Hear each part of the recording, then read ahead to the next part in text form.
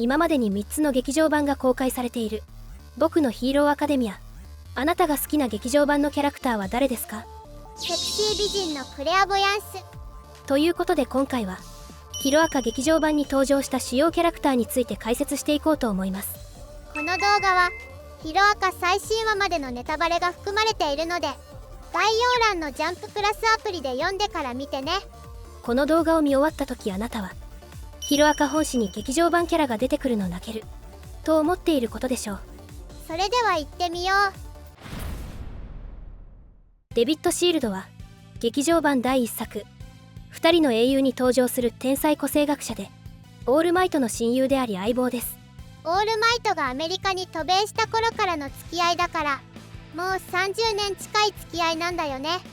サポートアイテムの世界的権威であるデビッドは、オールマイトがルーキーだった頃のヤングエイジの頃からスーツを担当しており、ブロンズエイジ、シルバーエイジ、そして現在も着用しているゴールデンエイジに至るまで全てのスーツを開発した天才科学者です。ワン・フォー・オールのパワーに耐えれるスーツを作った超天才科学者。彼の個性はぐにゃぐにゃ指という、ただ単に指がぐにゃぐにゃになるだけの外れ個性だったため、ヒーローになることを諦め、サポートアイテム開発に没頭した結果、ノーベル個性賞を受賞するほどの世界的科学者の地位を手に入れたのですが、彼はあることに悩み、その結果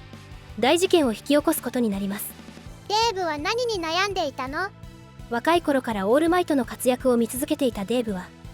彼こそが平和の象徴だと強く信じていましたが、オール・フォー・ワンとの戦いで体に後遺症が残ったオールマイトを見て、平和の象徴が崩れてしまうのではないかと懸念していました。親友のオールマイトのことを心配していたんだね。ワン・フォー・オールの秘密については、知ってしまったら危険が及ぶと考えたオールマイトは、デーブに自分の真の個性のことは黙っていたのですが、オールマイトが日に日に弱っていくと感じたデーブは、彼の個性を復活させるべく個性増幅装置の研究を行っていました。シエ8歳会が使っていたトリガーみたいな装置だね。個性増幅装置の危険性を政府に指摘され、研究を凍結されたデーブは、それでも親友の個性を復活させることが諦められず、自作自演でテロ騒動を引き起こし、雇ったヴィランに個性増幅装置を政府から盗んでもらうことで研究を続けようと画策します。天才科学者なのに思考回路はぶっ飛んでるね。しかし雇ったヴィランに裏切られたデーブは、個性増幅装置を奪われ悪用されてしまうのですが、駆けつけたオールマイトとデクによってヴィランの野望は打ち砕かれ、オールマイトの意志はデクに受け継がれていると知り改心します。デーブもオールマイトが好きすぎて狂ってしまったオールマイトオタクの一人だったんだね。メリッサ・シールドとは世界的天才科学者デビッド・シールドの娘であり、彼女自身も才能にあふれた天才科学者の卵です。二人の英雄のヒロイン。デクより2歳年上で金髪美少女の彼女は、父親譲りの頭脳とバイタリティを持っており、デクの個性と腕の傷を見たメリッサは瞬時にデクの弱点に気づき、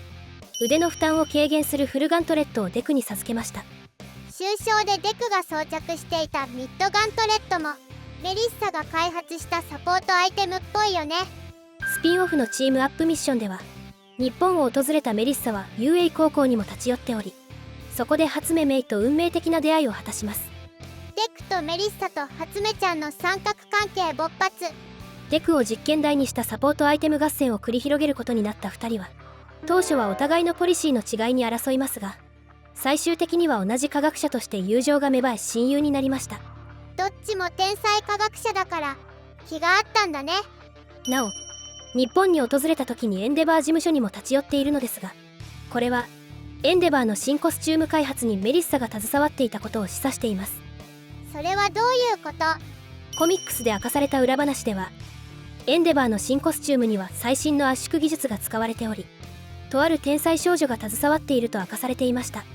デクのフルガントレットも圧縮技術が使われていたから、メリッサがエンデバーのコスチュームを作ったのは間違いなさそうだね。最終決戦ではヒーローたちの活躍がジャーナリストとラブラバによって世界中に配信されており、日本の様子を見守る人々の中にメリッサの姿も見られることから、今もデクやオールマイトの勝利を祈っていることは間違いないでしょう。マホロと勝間は劇場版第2作ヒーローズライジングに登場する幼い師弟で、日本の遥か南に位置する離島ナブ島に住んでいました。郊外ヒーロー活動の一環としてナブ島を訪れていた1年 A 組とひょんなことから知り合い、デクや爆豪と仲良くなったマホロと勝間でしたが、ナブ島に突如謎のヴィランナインが現れ、マホロと勝間を付け狙うように襲ってくるのでした。なんでナインはマホロと勝間を狙うの？ロリコン。物語の中盤でナインの狙いは勝間が持っている個性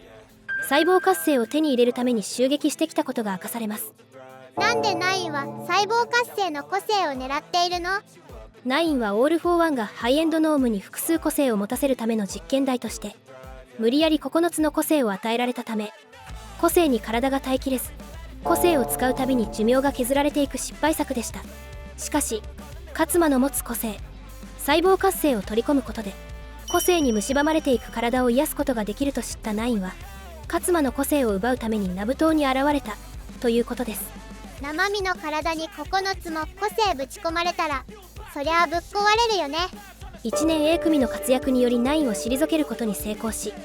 事件が解決した後はナブ島で平和に暮らしているようで、ヒロアカ本編に登場することはありませんでした。しかし最終決戦でデクやヒーローたちがまだ懸命に抗っているところが全世界に放映された時、心配そうに画面を見つめる2人の後ろ姿が映っていることから、日本本土から遠く離れたナブ島からデクたちの勝利を願っている様子が描かれています。マホロも勝間も世界に平和が戻ったらコウタくんやエリちゃんと一緒に遊泳に通う姿が見てみたいよ。ロディ・ソウルは劇場版第3作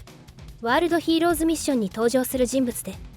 指名手配されてしまったデクの相棒として行動を共にすることになった少年です。相棒兼ヒロイン的存在。オセオン国のスラム街で弟のロロ、妹のララと暮らしており、犯罪スレスレの仕事も請け負う運び屋として生計を立てています。ヒーローも見放したスラム街で住んでるからヒーローのことをあんまりよく思っていないんだよね。世界中の個性を消滅させることを目論む宗教団体ヒューマライズの調査をするためにエンデバー事務所のヒーローたちとオセオンに来ていたデクは、宝石強盗を捕まえようと犯人たちを追っていたところに偶然ロディと遭遇。ロディも宝石を運ぶ仕事を依頼されていたことから、宝石が入ったアタッシュケースをデクに取られまいと逃走劇を繰り広げますが、途中でアタッシュケースが入れ替わっていたことが判明。ロディが持ち出したアタッシュケースにはヒューマライズの機密情報が入っていたことから、ヒューマライズの死角から命を狙われるようになり、デクと共に逃亡生活をすることになります。フルカウル状態のデクから逃げ切る寸前まで行ってたから、ロディの身体能力ってかなり高いよね。スラム街の運び屋という危険な仕事をしているため、逃げる能力に長けており、街中をパルクールで縦横無尽に駆け巡るロディを捕まえるのは至難の業でしょう。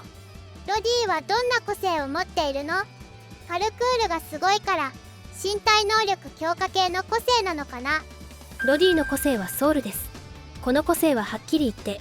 かなりハズレの個性と言っても過言ではありません。ハズレ個性の代表といえばスピナーのヤモリが思いつくけど、それより残念な個性なの？ロディの個性ソウルはいつもロディの肩に止まっている小鳥のピノそのもので、ロディの感情がピノに反映されてしまうという特性があるため、どれだけロディが嘘をついてもピノの動きでバレてしまうという、ある意味無個性よりデメリットが大きい個性です。可愛いけど役に立つ個性ではないね。物語のクライマックスではピノが重大な活躍をするのですが、基本的にはマスコット的存在なのは違いありません。ロディとデクは映画以降は会っていないのかな？映画の最後で事件が解決した後は危険な運び屋を引退し、兄弟たちのためにパイロットを目指していたロディはヒロアカ本編では登場していませんが、スピンオフのチームアップミッションで兄弟たちを連れて日本に来ていたことが描かれており、デク、霧島、次郎、庄司たちとショッピングを楽しむ様子が描かれています。ロディはヒーローじゃないから助っ人として登場することはできないけど、デクと交流が続いていたことは嬉しいね。最終決戦の様子が世界中に放映された際、弟のロロとララの姿は描かれているのですが、ロディの姿はなかったため、もしかしたらロディがパイロットとなり、海外のヒーローたちを引き連れて日本に向かっているのかもしれませんね。ロディがアメリカでヒーローをやっているビジランテの主人公光一たちを飛行機で連れてきてくれたらめちゃくちゃ激アツ展開だよね。ということで今回はヒロアカ劇場版に登場する主要キャラクターについて解説してきましたが、いかがだったでしょうか。この動画が1000いいねを超えたらアニメオリジナルに登場するキャラクターについても解説していこうと思うので、いいねとチャンネル登録よろしくね。それでは次回の動画でお会いしましょう。フルスウルトラ